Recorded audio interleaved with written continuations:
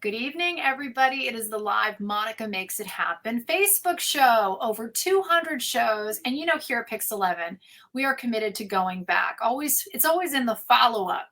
We call it Follow-Up Fridays, but we follow up every single day. And this story touched so many of you. I know it touched our hearts here at Pix 11 about a Ukrainian school. Now, it's actually the only Ukrainian school in the entire country. And they have 60 students right now that were in Ukraine when all of this went down. And then one Principal Andrew, is joining us. He has been on a mission to help these students, 60 of them right here, find housing, find all the supplies and everything that they need. And really, he's been part social worker, part, what do we call it, coach, part everything, right? Principal Andrew, but first, take a look. Monica Makes It Happen is sponsored by London Disability, dedicated to helping the disabled get Social Security benefits. Again, the principal of St. George Academy is joining us. Thank you for being here tonight, Principal Andrew. Thanks to Pix 11, and thank you, Monica, for having me. It's an honor and a privilege to be here, and I want to tell my story because it's a humanitarian story, and we're trying to help our students as much as possible. They have varying backgrounds from different parts of Ukraine. Some of them are shell-shocked. Some of them really need a lot of help or are suffering from PTSD. Some of them are doing great, but overall, they're extraordinary kids, and we want to give them the opportunity to continue their studies in the best environment possible. When we first met you, this was, I think, May 30th, and we aired the story. People could not believe that right here is it. And again, tell people where your school is, a little bit about your school, and how you became the sanctuary for these students. Well, we were founded in 1947 by Ukrainians as an all-boys school, and then we converted to co-ed in 1968. And we were founded by Ukrainians. We have always been a Ukrainian high school, but in America, so everything we teach is in English, obviously, and we're accredited by the Board of Regents. And we have been creating student visas for students from overseas, not just Ukraine, but from Russia and Poland and China and West Africa and so forth. So we're always working to have as diverse of a background as possible. And when the war broke out and we started getting immigrants coming in here saying, like, we're on this refugee status and we don't speak English, or we don't, and 70% of my teachers actually speak Ukrainian fluently, even though we teach in English, but we teach Ukrainian as a language and Spanish and other subjects, depending on which year. So it was a no-brainer. I saw these children and my heart I understood what they're going through as someone who travels to Ukraine, and they've just been uprooted. And, these are young people who have never experienced the Soviet Union. They've never lived through war. And now to see their villages and their hospitals and their homes be blown up by missile fire, they don't understand it. And it's a humanitarian thing because some of them have friends who are from Russia, who are Russian. Some of their parents have intermarried with Russians. So it really becomes so much more political and so much less about, and so it's the humanitarian assistance that we're trying to help them. And people showed up with suitcases. We need a place to live. Can my child come here to your school? They don't speak English yet. Do you have a strong ESL program? Of course, we have all that, and we help them in any way we possibly could.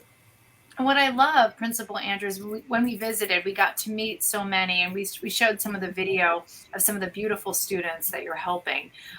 They were so bright, so sweet, and like so many teenagers, were giggling and appeared, but you could see the pain in their eyes. And when you said to me, so many of them were what they experienced, what they saw, was again something that no child should see. Their neighborhoods just war torn and having to leave everything behind, and then they're sitting in class and you're giving them lessons, important life lessons too, right? Sure. Aside from driving the Board of Regents curriculum, we also understand that every day they're living the war. Some of them have parents who are in the military fighting. And every day is a daily check. Is mom and dad still alive? Is my grandmother okay? Did that missile hit close to my parents' house? This is a lot for them to think of. They come home from school. They have our homework to do. Many of them are still running their programs education-wise in Ukraine online. Because what if the war ends and we go back? We don't want to fall behind a year in our Ukrainian school. This past week, we were giving final exams, and some of the kids were exhausted because they're also up from 2 o'clock till 5 o'clock in the morning taking online tests with their online schools in Ukraine. They're extraordinary. They are so bright. I'm quite impressed. And I will tell you, the West helping Ukraine is so critical because you want that intellectual capital to not be indoctrinated with with Moscow's regime. You don't want Ukraine to become that. And that's what would happen if they overtook us. The Ukrainians are not going to give up. And these kids, some of the boys feel guilty. They want to go home and fight. They have friends that are a year or two older who are fighting. And they feel like, okay, we escaped for our education. I'm like, well, no, you're 16 years old. You're doing the right thing. You're helping your country by educating yourself. Some of our students are living in homeless shelters. So, that happens. What I love about what you're doing, Andrew, is that you really are meeting all of their needs. You're helping them transition as much as they could. A big question that we're getting is, how do you talk to students who say that they want to go back to fight? What do you tell them? I tell them that the biggest fight is the fight of the mind. I tell them that they need to be educated first, that the business of fighting has to happen with the adults. And I tell them, you're already fighting. You're doing what your parents and what your country needs to do by being educated, by spreading your word in the West, and by letting people know, no, this is not right. And that's in the fight in itself. And everybody's doing their share. And these kids were coming with me on buses to Washington, D.C. to protest against the war. And they're raising money, and they're contributing in so many ways that they're really helping. And some of them have literally nothing. I talked about how 5 people living in one room. And one of the girls was telling me, well, I'm sleeping in class because I can't sleep at night, because in one room I have my mom, I have my baby sister who's an infant who screams all night, and I have my grandmother, and I have myself and my little baby brother. And we're all in the same room, on the floor, wherever, and I'm up all night. So it's difficult because housing is a problem in New York City for everybody. But when you come here and you don't have the resources to afford first month's, last month's rent, and so forth, you go where you can. And we're helping people. Some are sponsor families, which are wonderful. I'm very grateful to our church and the Basilian Order who have said, no, take everybody. If they can't pay tuition, take them anyhow. We'll figure it out later. Now comes the figuring out part, and we're working on it.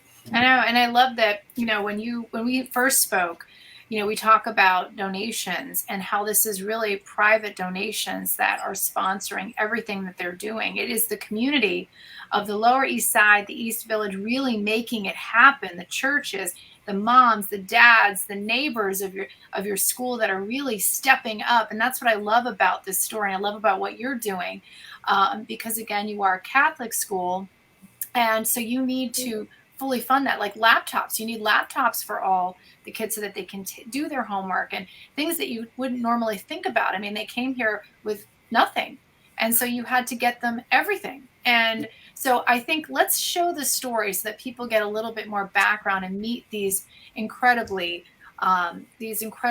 smart and interesting children. Take a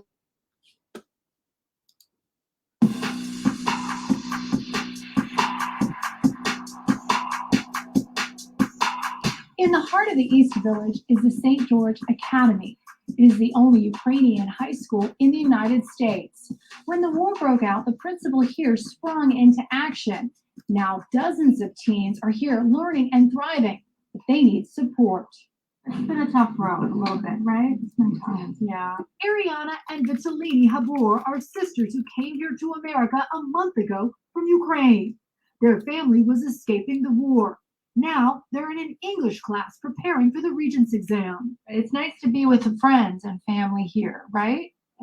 Like teenagers, they are shy, but feel right at home here. Extraordinarily bright, really well behaved. Since February 2022, when the war in Ukraine began, the principal at St. George Academy in the East Village, Andrew Stasu, has accepted over 60 refugee students from Ukraine. I never dreamed that I would become a wartime principal. The children range in ages between 13 and 17 years old. Some of them have seen their homes blown up by a missile fire. Stasu says he has become not just a principal, but a crisis manager on a mission. You don't feel good? Okay, you feel sick? Each day, he listens to the needs of the families and tries to connect them to critical resources. I had some students who were falling asleep in class. I'm asking, why are you sleeping? And they're like, well, I'm in a one room with 5 people. As the months go by, there's still an overwhelming need. Now the school needs help. We've been helping Ukraine. Now the school needs help to help these students. And every day they live the war every day. Stasu says he needs to hire 2 more teachers and provide these children with laptops. They love their new home, but he says these children need the generosity of New Yorkers to help make it happen. I love being here. I really like New York. And if you'd like to help, just go to Monica Morales TV on Facebook, Instagram, Twitter, and TikTok, or scan the QR code right here and we'll link you to how you can help. In the East Village, Monica Morales, Fix 11 News. And we're live again with Principal Stasu. Thank you, Principal, for being here, and thank you for everything that you do. And, you know, it really is real life. We were trying to chase you around. You were so busy. Like your average day, I think you do more in one day than most people do all year. So we tried to keep up with you. I don't know how successful we were. We tried. But you really are working so hard to make sure that these students and these kids feel right at home here in New York City. And what I love is one of the students said, we love New York. That's what we want. That's what we want here in America for them to love us and to feel at home here because of what they've been through. How do you empower your teachers to also be those crisis managers, just like you? Yeah, I mean, my teachers have really stepped up to the plate because the game has changed. You know, we were a smaller school because that was our business model. We're a boutique academy that doesn't have as many students, and we could do more for them.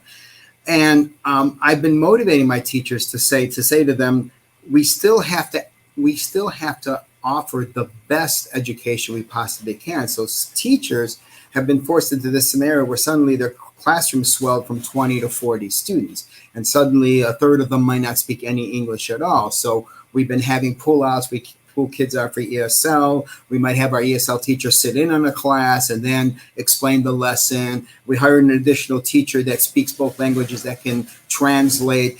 And I empower them, but really, I don't know that I do. My teachers are empowered by the students. They're so impressed with these beautiful kids. They're sweet. They're polite. You know, I heard a story from a woman who said that one of a Ukrainian student got up and offered her his seat, and she said to him, she goes, "I don't. That's never happened to me." You know, and I look at that and say, no, these kids are great kids. They're empowering my teachers. My teachers look at them and feel like, hey, these kids are like our kids, and we've become somewhat of a family. And I try to nurture that kind of environment, which I think empowers everybody and especially inspires me. I don't know how you do it, to be quite honest with you, because again, you know, here in New York City, resources are always tight, and you pretty much, you know, had them come in and created an environment where they're not only surviving, but they're thriving with the resources that you have stretched, I'm sure. Right. I mean, and the resources, look, when the war first broke out, our efforts were to raise money for humanitarian aid for Ukraine. We've had revived soldiers here. Students have raised money for them, for amputees, for hospitalization things. We were doing so much for Ukraine and for soldiers who were injured. And, you know, then I go through my little accounting, you know, finances, and I realize, wow, we've really lost some money this year. How do I maintain this? How do I maintain this going forward? And that's when we started our GoFundMe page, because I have to figure out a way to bring in some resources so I can maintain the high level of academics that we offer here. And still, I see the page up right now. There it is. And we have to say congratulations. Graduation was this week, and we're going to do a follow-up tomorrow as well on Pix 11 at 4, specifically about your fantastic students. I think you said 32 graduated, but we have 8 from Ukraine that graduated. So we're going to make sure to include you in our newscasts tomorrow at 4, 5, 6, and 10. But final thoughts. If someone's watching, may catch this, may share this, we want you to share. What do you want them to know? I want them to know that we have to bring up all of our youth with a sense of love and compassion, because they are the leaders of our future, and I want them to understand that we have to take everything from a position of compassion and morality. What the attack on Ukraine is not a moral endeavor. It's political. It's based on money, and I want young people to understand we can still love one another. I do have Russian students. I just met with a Russian student today who also escaped because of the war, and he said to me, "I was afraid to approach your school because I'm Russian. I'm from Moscow." And I said, "No, no, no, no. You approach our school. You're a refugee. There's a home here for you." And that's really important. This is our future generation. We have to rise to a higher level in society, and we have to do that with our youth. Again, 2 teachers, laptops, you need funding for all of that. We're going to make sure to link to the GoFundMe. So important that you took 60 children who were escaping the war, and they are right here in New York City and need help. And they found it with our principal, with this beautiful school, St. George Academy in East Village. If you don't know about it, Google it, check it out, and make sure to go to this GoFundMe. We want to just applaud you. Thank you. Brava to a principal that is really a community champion. Thank you so much for everything that you have done for not just our city, but for the world. And we really appreciate you. And thank you so much for what you're doing. It really makes a difference for us, and hopefully we get some help. And I have to mention my beautiful producer, Elle, is also from Ukraine.